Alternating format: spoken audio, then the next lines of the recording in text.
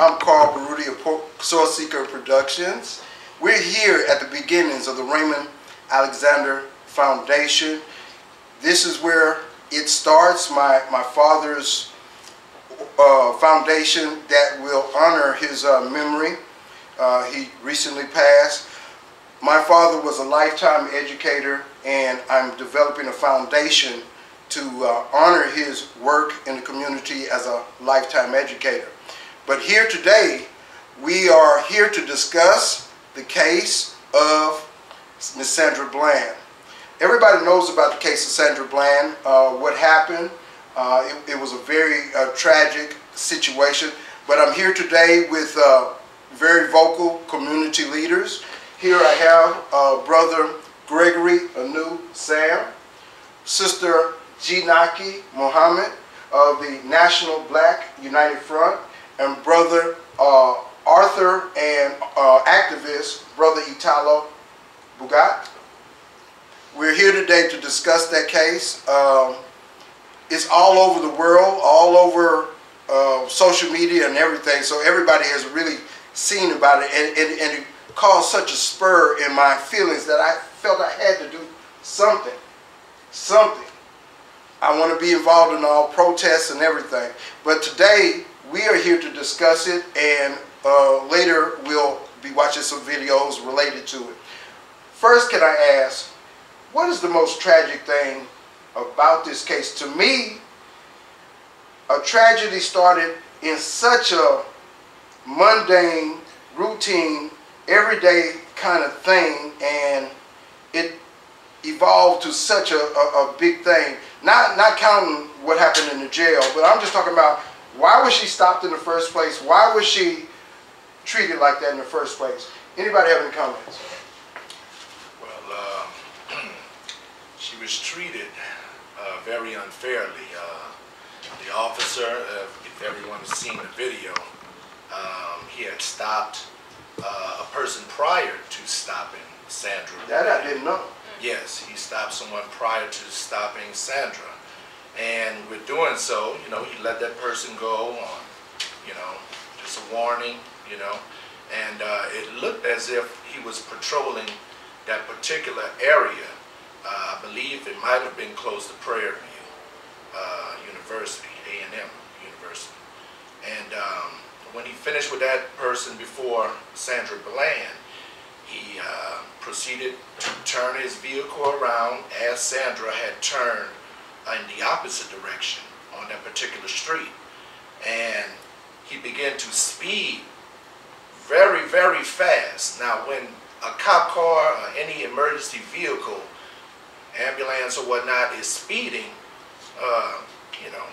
most of the time, a responsible driver will get out of the way of an emergency vehicle when they see them speeding, because it looks as if they're in pursuit of something. I've seen cop cars speed all of the time without their lights on, and sometimes they'll approach a traffic light and turn their lights on just to ride past the traffic light.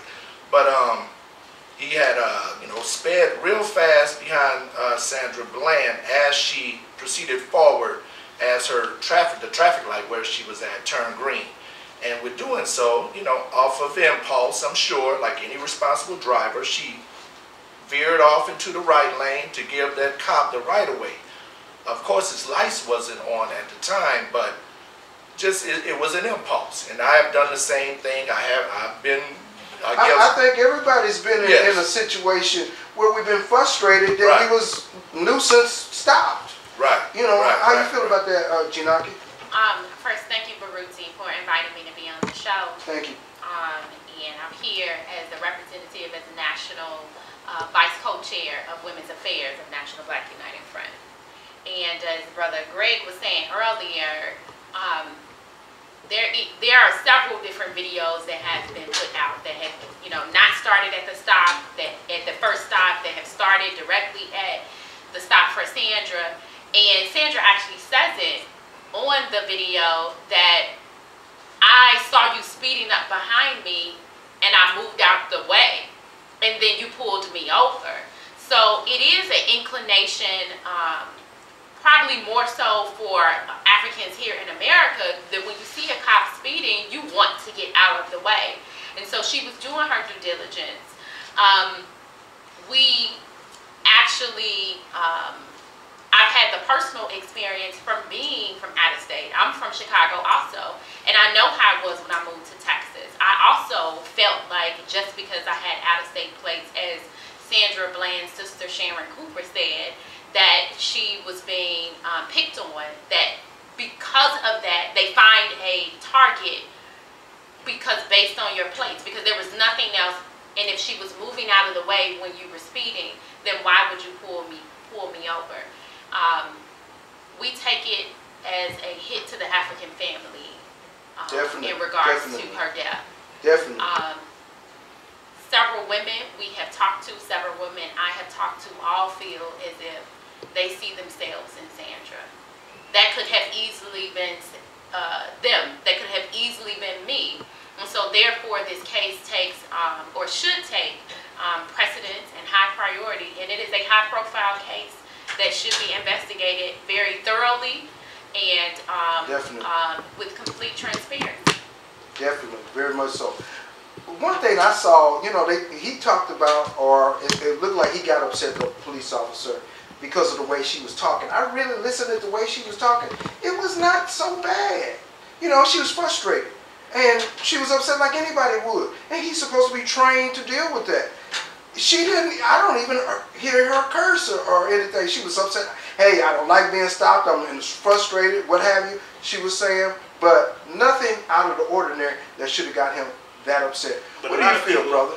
I think a lot of Caucasian people get away with being able to talk to the police any way they feel like. So I think they just taking that angle to take, you know, she had an attitude. They taking that angle, so you know what I'm saying, where we could just trying to give him some background, giving her a bad name. But I think it's just an escalation of the situation, her getting pulled over and her untimely demise like that, because they've been killing black men all these years, then they killed the young Tamir Rice, and I think it's just an escalation of the situation. You know what I'm saying? So they can went from here to here, you know. So now they're killing our women too. So now people are reacting more like, you know, we gotta do something, you know what I mean? We gotta do something. I really feel that this case is different from the Michael Brown case. It's different from the Eric Garner case, and a lot of different cases, because this is a woman just going about her day. You know, it's questions about Michael Brown, what was he doing? There's questions about Eric Garner, what was he doing? But this was a woman just going about her day. I think this may be the start of some type of movement. I mean, there's different movements going on, but this movement is very significant, and it's just like an everyday person just trying to do their job, and somebody comes in and messes with them. How do you feel about that? Right. With the Sandra Bland case, you know, situation, it's very sad because she did not have to die as a result of a traffic stop, you know. And to piggyback on what Brother Italo had said concerning, you know, the females being harassed and even, you know, killed. Also, it's not just the males. They had the female out in California with a cop on the side of the highway. There's so many examples. Yes. There's so many countless cases and whatnot. But I think just with the Trayvon Martin case and so on and so forth, I mean, that launched off a movement, and I think that this particular case needs to piggyback on the others. We have in a few months, you know, the 20-year anniversary of the Million Man March, and called Justice for Else, or Justice or Else. Justice or Else. Yes. And I think it has really come to that point. People have been marching for decades, and we still at the same pinnacle, the same predicaments we've been in for decades. I mean, enough is enough. I mean, when is it enough? So that's very true. So I think that the movement needs to continue. It needs to move forward. We can't just sweep this under the rug, this situation, and you know, get back to our normal life. I think it needs to proceed forward. I agree with that. Is there any question or any discussion about they saying that she committed suicide? I'm not sure about that. I don't care what the court coroner said. I mean, that seems so unusual. If you heard her conversation with her friend, that did not sound like somebody that was suicidal. I just will not accept that until, well, I want to wait until the family's autopsy is finished, and if they're satisfied, then I'll be satisfied. But right now, I'm not satisfied. What do you say about that? But Rudy, I want to address what you said earlier on that this case is different than Michael Brown, or this case is different than Eric Garner or any other case.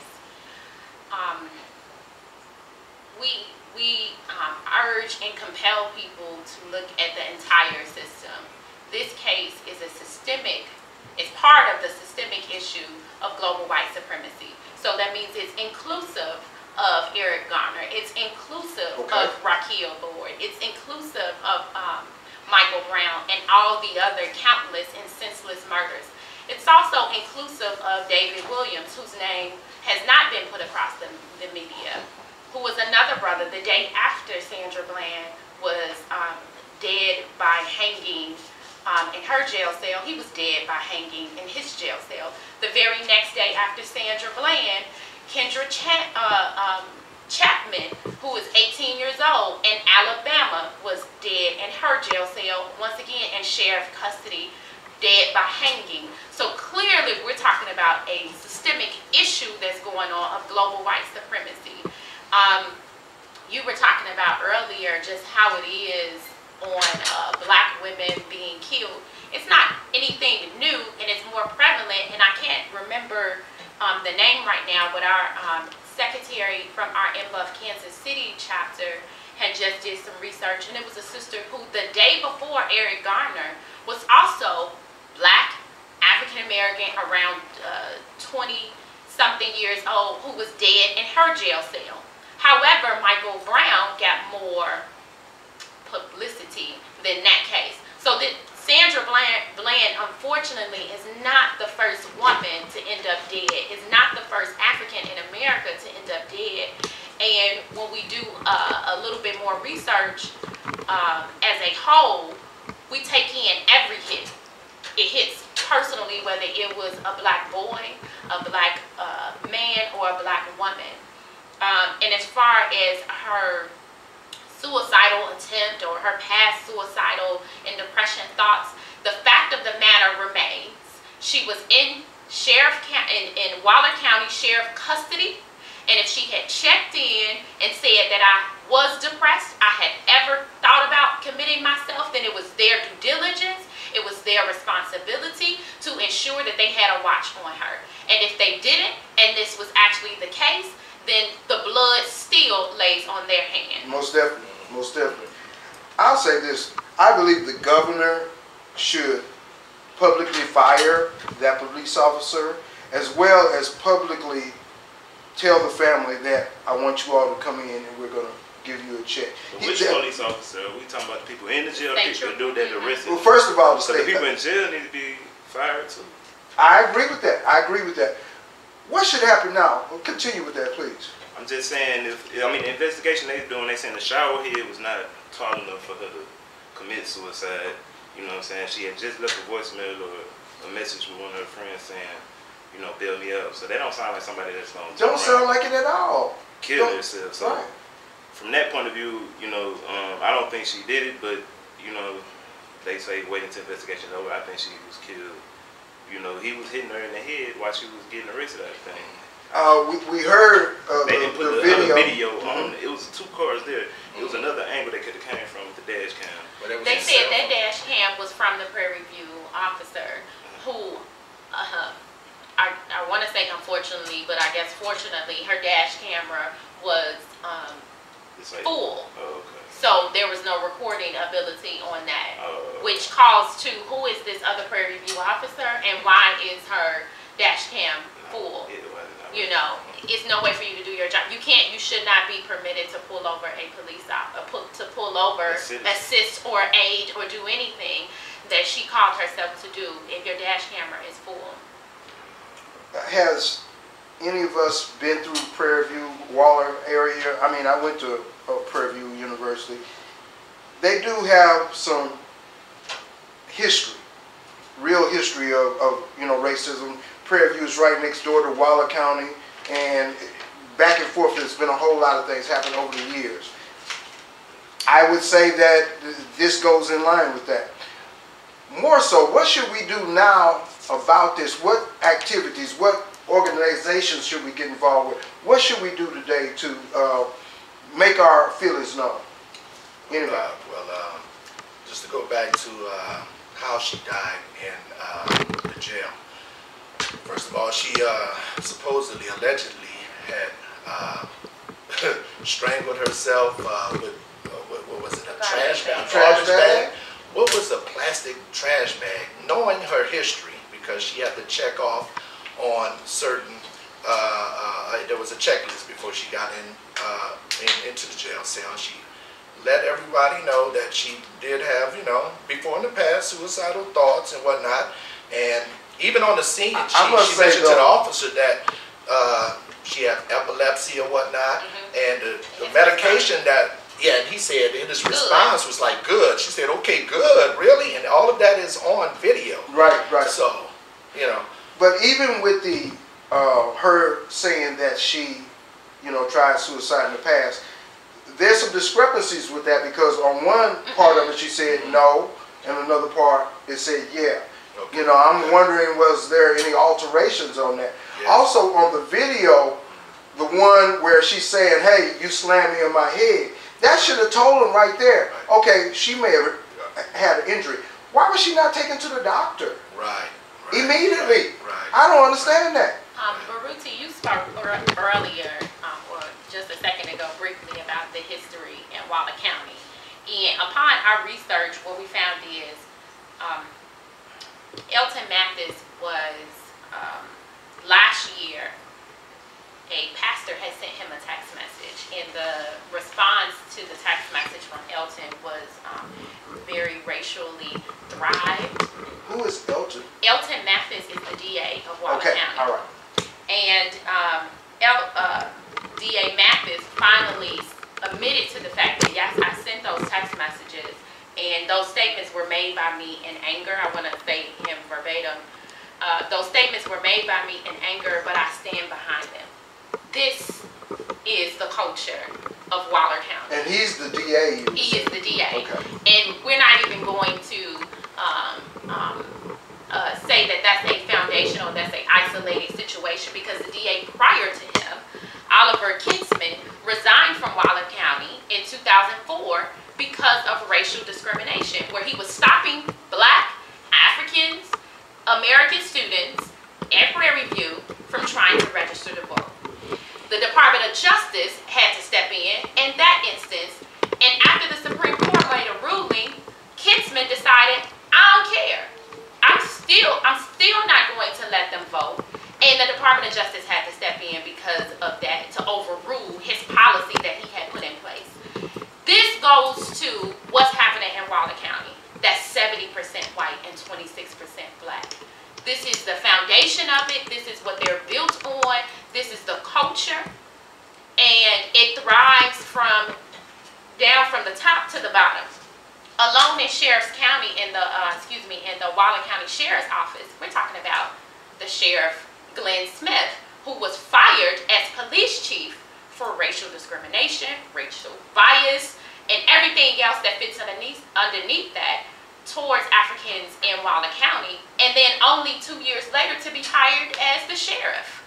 So clearly he set the requirements enough for him to make sheriff.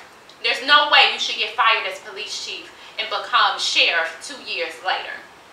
There's a whole lot of history, a whole lot of, across the state, but in Waller County specifically, there's a whole lot of things that cause us to, consternation, cause us to say, something got to change. We got to do something. This case, I believe, is the beginning. Here in Texas, maybe across the country. And I was inspired to do something, to say something, and I hope that everyone who's really concerned about this will get involved and will do something to make some changes. What are some of the things you think we could do? Well, we have to mobilize. And what we really need to do, besides unity talk and mobilizing, is that we need to be economically sound. We need to pull our resources together. They say what? The black dollar, what circulates one time in our community. In other communities, multiple times it circulates or whatnot. That's, first off, we need to do that. Because on the economic front, then everything else falls under that. Politics, anything else. I agree with that. I agree with that. If we can, you know, just like this is a start. This is us coming together to discuss it, to feel our pain and so forth. And then we can take that and add to it, shine our light a little brighter, put together something, some type of foundation from which to launch. And then we have to attack the political structure also. But of course, as you said, that comes from an economic foundation. Anybody else have a comment? We're gonna have to defend ourselves, because from what I'm seeing is, it's, you know, like she says, a systematic. You know, they killing us. You know what I'm saying? It's a systematic. It's genocidal. Yeah, I mean, it's something everybody watching on TV, everybody getting on social media and talking about. And it's like, what you gonna do? You know what I mean? It's only so much you can say, you know, before they at your door, you know, taking you out. Then we're gonna be like, rest in peace, brother. You know, that brother was standing strong. You know what I'm saying? So I think it's got to be some kind of way we're gonna prepare to defend ourselves. If that's with unification, everybody get together, all the different movements in Houston, you know, Shape, what's left of the Shrine, MBUF, or whatever, and just, you know, conglomerate how we can just talk about and build, you know, and have each other's backs, because if we don't watch each other, who will, you know what I mean? Very true. The police is watching. Go ahead. You said that this is this case is the beginning. Just last year, MBUF and other organizations went to Jasper, Texas, where they had killed, murdered, and maimed Alfred Wright. So Texas has a history. Of course, yes, ma'am. Which we know. Remember Yes. the Alamo. Yes. Of fighting for their land. Yes. Fighting to keep their slaves. Yes. Yes. And so I think what is so prevalent for Texans, though, particularly women, and I think across the country, is that this was a black woman that was hung. Right. And all Yes. women are feeling this. And when the women get upset, Yes. as we talk about that women have the weight of the world, and women have the balance of the family. So when women get upset and enraged, then something has to be done for it. You asked, what can we do to organize around this issue? As a brother said, we need to mobilize. You know, we ask people if you are ready, if you do not know, if you want to be able to voice something, we welcome people to come out to the National Black United Front. We meet every single Monday at 7 p.m. Where at? At 2428 Southmore Boulevard. So that's Okay. off of 288 in Southmore, up the street from the Denny's. We've been on the front line for 36 years. Yes, ma'am. So unfortunately, this case is not something that's new. This case is unfortunately something that probably will happen again. And we have to be able to talk about what are some things that we need to do to prepare ourselves. And whether it's defense, and whether it's education, whether it's political and historical education, whether it's knowing what are your rights that you need to do when you get pulled over.